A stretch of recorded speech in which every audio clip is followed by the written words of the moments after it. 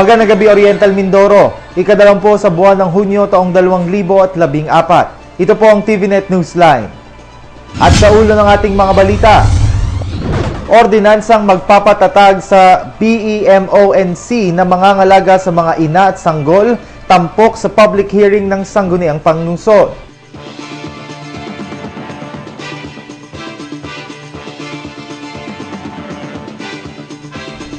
Operasyon ng Baco Community College maayos na umuusad bagamat nagsisimula pa lamang.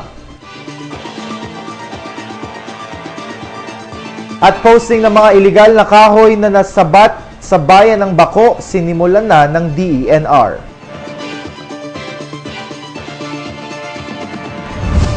At sa detalye ng ating mga balita, matapos ang puspusang pag-iensayo ng mga taga-barangay Santa Maria Village, lungsod ng Calapan, na kinatawan sa Mini Fire Olympics barangay level, nakipagtagisan ng mga ito sa naturang paligsahan sa bayan ng Pinamalayan, ika-20 ng Hunyo ng kasalukuyang taon.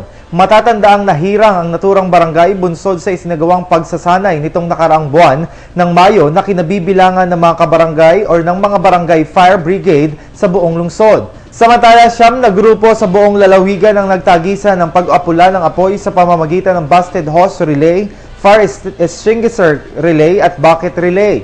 Lalaban naman ang mananalo sa nasabing paligsahan sa regional level.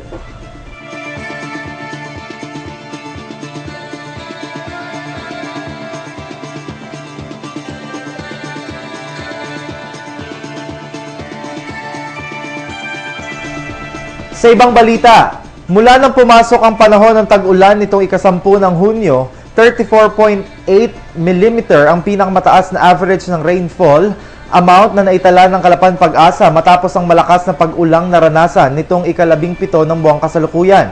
Sa mga nakaraang araw, kung kailan may mga naranasang pag-ulan, umabot sa 55.8 mm ang naitalang kabuang average rainfall amount. Ayon sa Calapan Pag-asa, ang mga pag-ulang ito ay bunsod ng mga weather systems gaya ng ITZZ, habang ngayon naman ay ang southwest monsoon ang sanhi ng pag-ulan.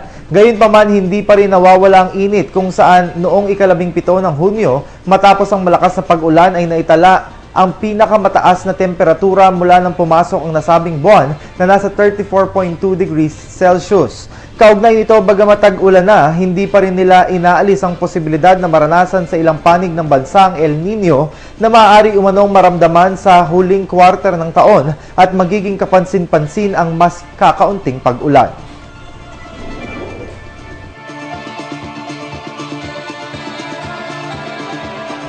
Magbabalik po ang TVNet Newsline. Bakit ka kasi kumabit? Alam mong di tama yan, di ba? Huwag ka nang gumamit ng pag-aari ng iba. Nakakaperwisyo ka sa mga legal na cable. Lumalabo ang signal nila. Mahiya ka naman, hoy. Illegal na cable mo, putulin na. Ano, gusto mo bang umabot pa sa kulungan? Umiwas ka na sa gulo tsaka skandalo. Huwag maging kabit. Magpakabit ng tama ngayon. Supported by PCT. Good news po para sa lahat ng subscribers ng Cable TV at Cable Internet. Naisa batas na po ang Anti-Cable Television and Cable Internet Tapping Act of 2013. At ayon dito, bawal makikabit ng Cable TV at Cable Internet. Ang parusa sa sino mang lumabag sa batas na ito ay pagkakakulong at pagbabayad ng malaking multa. Bayad ka na nga, kulong ka pa. Kim Atienza po, nagsasabing pagdating sa batas, hindi weather-weather lang. Huwag maging kabit. Supported by the PCT. Ordinansa hinggil sa pagtatayo ng Baco Community College, pagsasaayos ng water system at pagtatatag ng Disaster Risk Reduction and Management System, ilan lamang ito sa mga ordinansang naipasa ng kasalukuyang Sangguniang Bayan ng Baco sa pangunguna ni Vice Alcalde ng sabing bayan ni si Vice Mayor Brederick Castillo. Actually, during this term, ngayong term namin, 5 ordinances yung talagang kapapasalang. Ito yung yung pag-establish namin ng community college, supported na yun ng ordinance. So, January 10 na-approve yung ordinance. And then yung sa Mountaineers namin, na-revise na namin yung ordinance namin. And siguro na-monitor nyo naman na itong last summer ay marami na ang nakadalaw at nakapasok sa Mount Halcon. Meron din kaming ka-approve lang na ordinance namin regarding sa sa gas tungsten actual yung GTAW. Ito kasi no-offer ito sa South lang. Ang alam ko Bansud, yung TESDA Bansud. So ngayon naayos na rin natin yung ordinance dito para yung mga taga First District hindi na mahirapan pumunta para dito na sila kumuha ng course sa tech book namin And then yung ordinance namin sa water, sa patubig, ito ka-approve na rin namin last April 30 lang.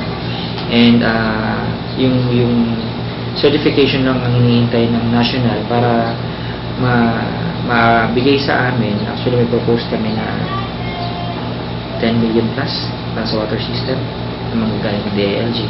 Ito po ay hinihintay namin na maayos yung mga papeles. And yung ordinance nga ang unang hiningi nila, so ginawa na namin. And then yung institutionalizing ng BRRMC sa Municipality of Baco, yung ordinance niya is kaka-approve din lang natin para mas mapatibay natin yung functions at saka yung pag-mobilize ng Disaster Risk Reduction Management Council sa bayan ng Baco. So yun po yung 5 ordinances na as of now ay pwede kong sabihin. Ang iba po ng mga ordinances ay nasa proseso pa rin po. Pagka-finalize, pag-aaral, sinisiguro namin kasi na bago namin i-approve yung mga malalaking ordinansa ay suitable talaga para sa bayan ng Baco. Mahirap kasi na after ay may reklamo pala ang tao, baka mamaya tayo na naman nababatuhin. Mahirap pong, sa totoo lang, pag ordinansa, mahirap maging politiko. Ayon sa opisyal mula sa DRRMC ng kanilang bayan, bubuo rin ng barangay DRRMO kung saan bawat pamayanan ay kakatahan ng disaster plan na naayon sa kanilang kalagayan na magiging gabay nila sa pagharap ng kalamidad na darating kung sakali. For so long, wala pang DRR. Ang Baco ay talagang binabahan na. Given na ang mga tao ay adapted na dito sa bahang natatanggap nila sa bayan ng Baco. Pero syempre, sa paglaon ng panahon, na-create ang nung una ay OCD, Office of the Civil Defense. Ngayon po ay may DRR ng binuo.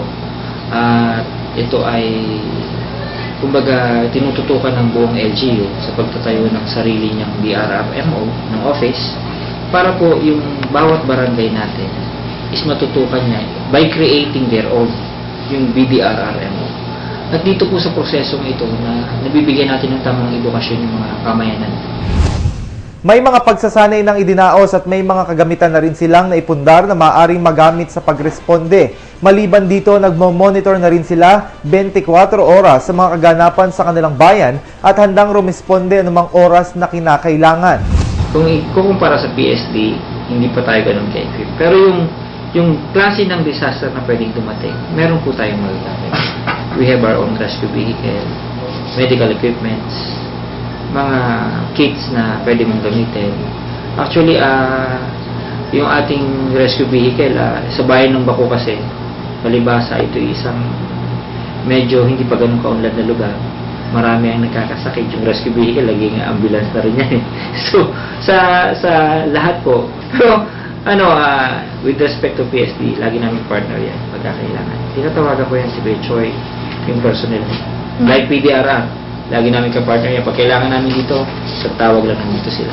So sabi nga, kung may kulang mang konti sa equipment namin, napupunuan naman nila. Kaugnay naman ng water system, aniya nasa proseso pa rin sila ng pagpapaganda ng sistema ng patubig sa kanilang bayan at may mga barangay na hindi pa rin talaga naaabot ng supply ng tubig.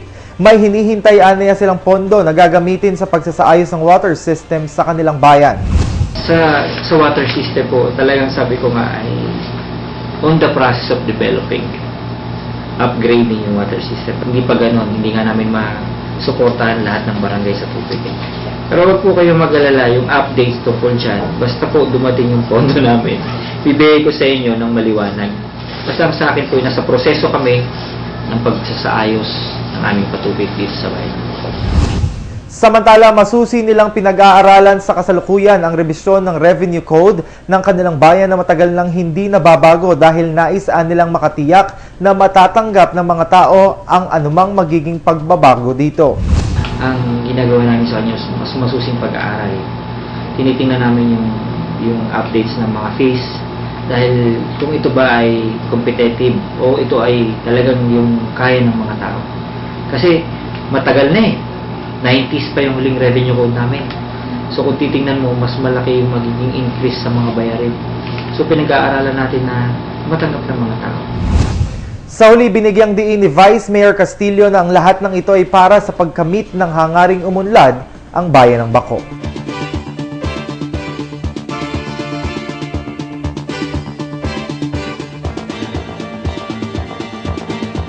Iba pang mga balita, makalipas lamang po ang ilang paalala. Mula sa PCSO, Bingo Milyonaryo, Bingo 3, BIN, premyo 2,000 piso. Bingo 4, BING, premyo 20,000 piso. Bingo 5, BINGO, jackpot 150,000 piso. Bingo 6, BINGOM, jackpot 4 milyong piso. Bingo 2, OM, premyo 4,000 piso. Tumulong at manalo, maging milyonaryo sa 5 piso. Available na sa Bingo Mindoro. Maging retailer na